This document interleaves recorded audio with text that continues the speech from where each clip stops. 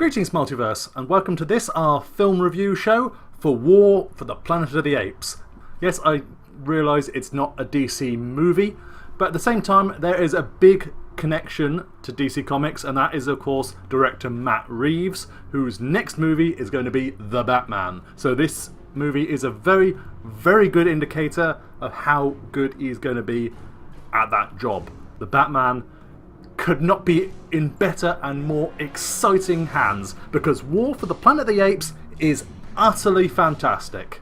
Now, hopefully you've seen the last two, or the very least Dawn, which Matt Reeves also did and was also fantastic. Rise I also loved, but basically what we have here is our first perfect prequel trilogy.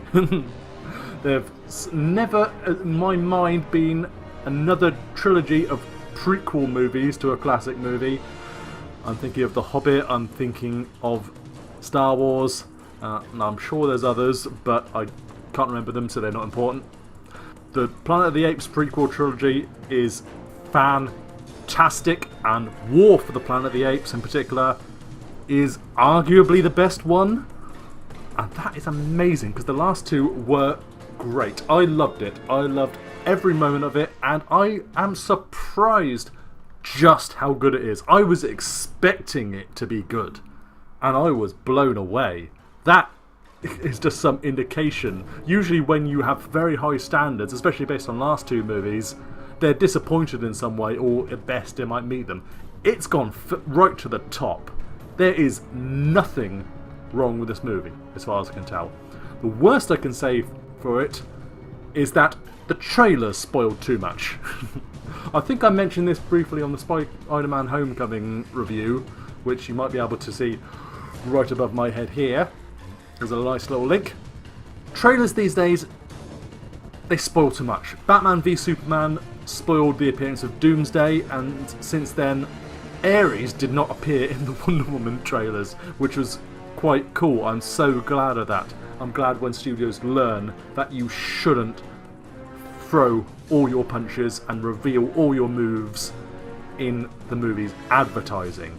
Planet of the Apes sort of did that, or at least it revealed a major upsetting twist in the most recent trailer, which was attached to Spider-Man Homecoming, so I was forced to watch, even though this came out like a week later. That's the worst thing about it, and yet still there were dozens of really good twists and surprising moments that I did not expect that weren't spoiled by the trailers. So well done, Fox and Matt Reeves, for keeping some things in for me to be surprised by, and that's great. I love it when I'm surprised by a movie, and War for the Planet of the Apes surprised me a lot. I'm not going to spoil any of it in this review. I've hopefully said spoiler-free review. I hate spoilers, especially so soon to a movie's release. In a year's time we can talk about it all we like, but not now. It is really difficult to balance everything like this, to bring together script writing and visual storytelling perfectly. It's all necessary. It never feels bloated. No matter how dark things get, and this is the most important thing for Batman, no matter how dark and bleak things get, and they get really dark and really bleak, there are still moments of humour and levity.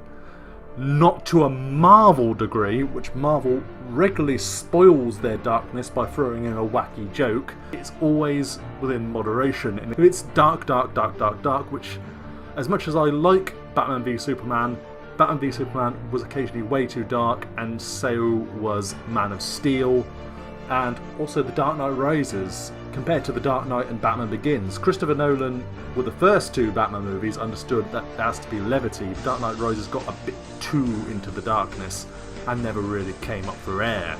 We need air. I like dark movies, but there has to be some lightness to it to sort of dissipate things and allow us to breathe.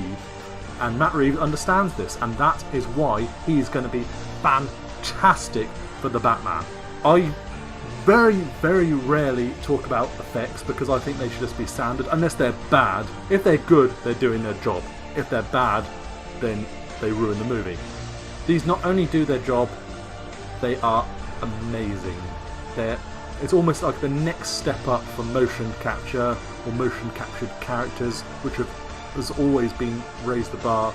Like usually Andy Serkis has to be said, with Gollum, and then Caesar, and this is his third outing as Caesar. But all the other characters, all the other actors playing apes, do amazingly too. And you start to forget that they're not real people, that they're not real apes, that they're all CGI creations. You're actually forgetting that.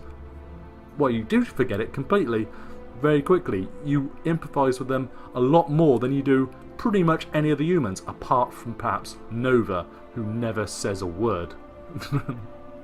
Nova's great. Nova's a great introduction, and she has more of an important role in the film than I possibly could have hoped for. And it's really rather sweet, despite where Nova goes in the later movies. And yes, I have seen the original Planet of the Apes, and it ties up with that very well. It's very patient, it knows when to calm down, it knows when to have a big action scene. It's never boring. It is absolutely never boring. It's occasionally very bleak, but it'll get through that, and then it'll just say, right, it's time for an action scene. And it will never be the action scene you're expecting. And character, most importantly. That's the biggest thing to take away from this movie, is character. The characters are superb. Caesar, Rocket, Maurice, even Nova, the Colonel, they're all characters. They all feel like people, even the ones who aren't people. The Colonel is a terrifying creation, but you understand him, and he starts to have respect for Caesar. He doesn't just shoot him outright when he could do at any time, but he has so much respect for him as a leader. He wants to break him, but then he sort of doesn't at the same time. He wants him still around because he knows how important he is, even though he really doesn't like the talking apes. He thinks they're unnatural. It's amazing. And what happens with him, what happens with the humans, what happens with the apes, it's all surprising and it's all great. All of it. There was not a second in that movie when I was bored, when I wasn't excited about what was going to happen next, when I didn't want to see what was going to happen next.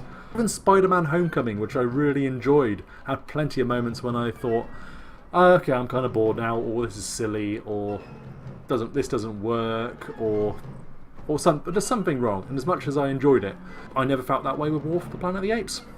It's great, and the fact that Matt Reeves is directing The Batman is very, very good news. He really knows how to handle someone else's franchise. Remember, he did not do Rise. Not only is Planet of the Apes not his franchise, but he didn't do Rise. He didn't start off this trilogy. He started in the middle of it. And he still took it over and did a fantastic job.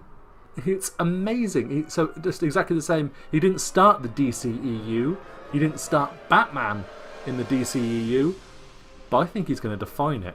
I think he's going to possibly end up the best director of the lot of them. And we could maybe end up with the best Batman movie of all time. If that's not hype, I don't know what is. But just based entirely on War for the Planet of the Apes, Matt Reeves could not be better hands to put the Batman into. Perfect in every way. Honestly, I may have to watch it again just to find out if there's anything wrong with it. I can't think of anything. Yeah, see it right now. I want this movie to be a big success, but at the same time I don't want them to be any more. Matt Reeves is on the Batman now, and I cannot wait for the Batman and to see War for the Planet of the Apes again. And I hope you do too. But let me know your thoughts as well in the comments below. What do you think of War for the Planet of the Apes? Are you excited about Matt Reeves coming on to direct the Batman? Let me know and I'll make sure to respond. Thanks for watching, guys.